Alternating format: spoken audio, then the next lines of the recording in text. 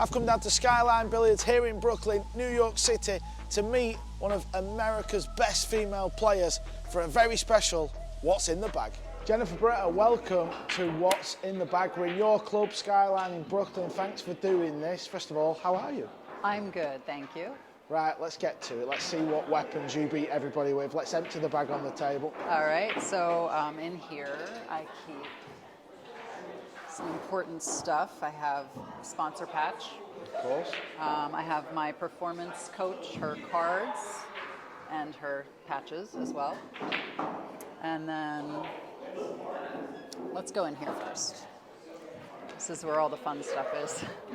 I'm intrigued. So yeah, I actually have this. It's I'm gonna test it. It's like soft, medium, and hard chalk. It's Predator Pure chalk. That's the one they've just released. I haven't tried it yet. They just released it. Yeah, they just released it. Yeah. Right now, I'm still playing with a pink piece of Town Pyro, which I love. It doesn't get on anything. It doesn't get on my clothes. It doesn't get on the table. I don't miscue. I don't know what kind of sorcery they make it with, but it's really good. Yeah, because obviously you play on this blue table here. You think you'd see pink marks. But not a single mark ever. And I always wear black clothes, and there's never a mark on it. It's amazing. Incredible. And also, if you accidentally touch your face, you don't get that big blue mark on the tip of your nose Yeah, like we've all shot, done. Yeah. This is the London Bridge, the best bridge ever made. You could stand it up and shoot over the ball really easy on two sides. Yep. It's like the perfect height. This one is also for breast cancer awareness. That London Bridge, can you remember who made that? Because I remember that from years ago. I don't know who made it. I don't think it's being made anymore. Somebody's making a copy of it. I saw it online.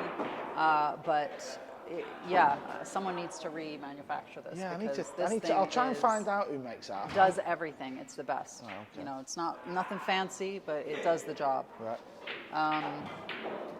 This is my Coca-Cola extension for my P3, which I'll show you in a bit. Yep. This is my little tip kit. It's Hello Kitty, because I'm very girly like that. And it has my favorite tip tool, which is the Q-Tech?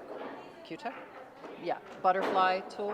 It has the nickel side, the dime side, and then this little prickly gadget that before I play, whenever I'm gonna play an important match, I always prick my tip and then put the chalk on just to make sure. How hard would you do that? Just I gentle? roll it. I'll show you when I pull it out. Right, I'll show you how I do it. But I don't do this. Yeah. I roll my tip very Wow, gently. Okay. We're just looking for a little perforation, not for giant holes in our tip. This is like a shaper. It's a really nice one. I don't even know where I got it, but same thing. It has nickel side, dime side, and then some just random. That's a burnisher. Oh yeah, for the side of the tip. Yeah. Oh, I forgot. I got to get back to my Hello Kitty kit because there's something in here that's really interesting. This is a Porper tip shaver. So it has a little razor blade in there, and you kind of stick the tip in there. This adjusts the height of the tip, but you have to be really careful with it. I've been using it a lot, for a lot of years, so I know how to use it. If you don't know how to use it, you will damage your tip. So it's a little bit like a pencil sharpener type. A little bit like a pencil sharpener, but you have to be super careful because if it digs into the tip, you're going to put a big chunk. We need a lesson. You're going to have to show us on the lesson. Yeah, I'll show you. I probably have a mushroom tip now because I never take care of it, so I'll fix it for you right here. And then random mask just in case.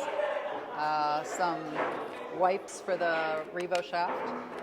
I don't wear a glove, but I always carry one because one time I was playing in China and it was super humid and I actually needed it and didn't have it. So I got this from Kamui. It's another breast cancer awareness glove and I keep it in my case all the time. I don't wear a glove when I played, but a lot of players do. Why do you not wear a glove? I don't wear a glove because I don't need it. I use open bridge a lot, and I don't have sweaty hands.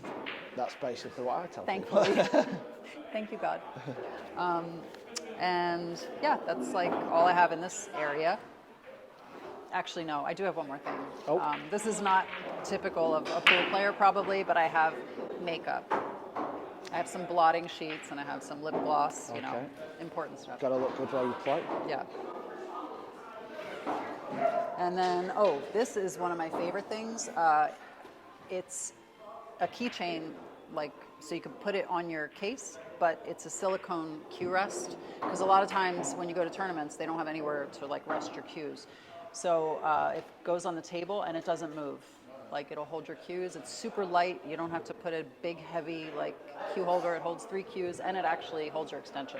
That's a neat little Super gadget. clever. Yeah, very clever. Yeah. And before Jennifer gets her cues out, head over to silverstone.dreamcars.co.uk. This is your chance to win a lot of fantastic prizes. I'm on the website right now. There's Rolexes, there's cars, there's pool tables.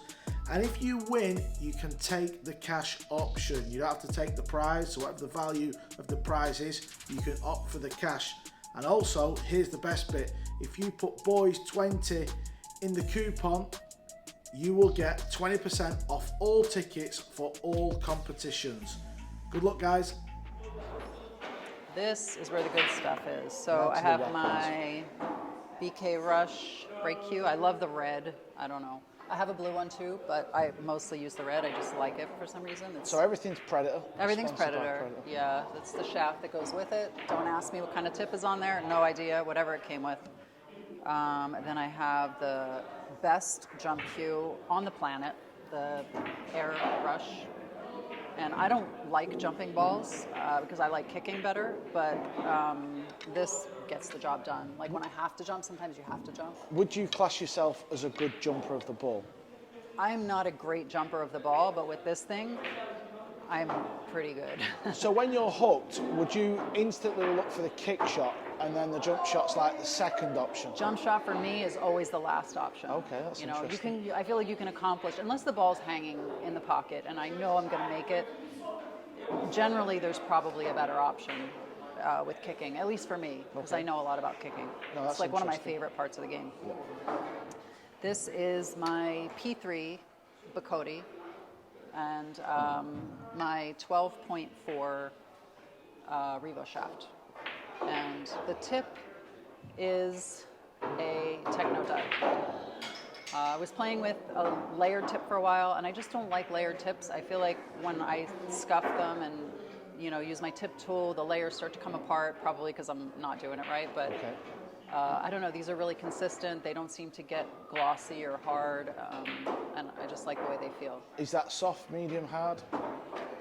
Do they come in soft, medium, hard? I don't even know. It's a techno dud, that's all I know. And you don't put the tip on yourself? I don't put the tip on myself, no. I just, like, if I was choosing soft, medium, or hard, I would choose soft. Right. I tend to like a softer tip. And the cue standard length, just as it comes? Cue is standard length, standard cue. I didn't make any modifications. I never, opened up the back to see what it weighed. They send it to me, I play with it, I like it feels good. That's interesting. A lot of the pros who we do this with, they say, I don't know what weight it is, it just gets delivered and I just shoot with it. Yeah, if it feels good. It's not the cue. Like people, you should have good equipment. Don't get me wrong, you should have really good equipment, but in the end, it's you. Yeah, so you could pick the cue up and think, I love this cue or I hate this cue. Yeah, exactly. When you find the one that's right for you, stick with it. Don't be like, people change cues all the time, and I'm like, maybe it's not the cue. Well, going off from that, would you change the butt a lot and keep the same shaft? Or let's say if you got a new cue, is it a full cue you're going to get? I would think the shaft would be, if I'm not happy with it, it has to be the shaft. Also the shaft goes. What does the butt really do? Maybe the connection is more solid, maybe that would be, but in general, the end that's touching the cue ball is going to be the most important, right? That's interesting, because I was always like, get rid of the butt. I don't know why.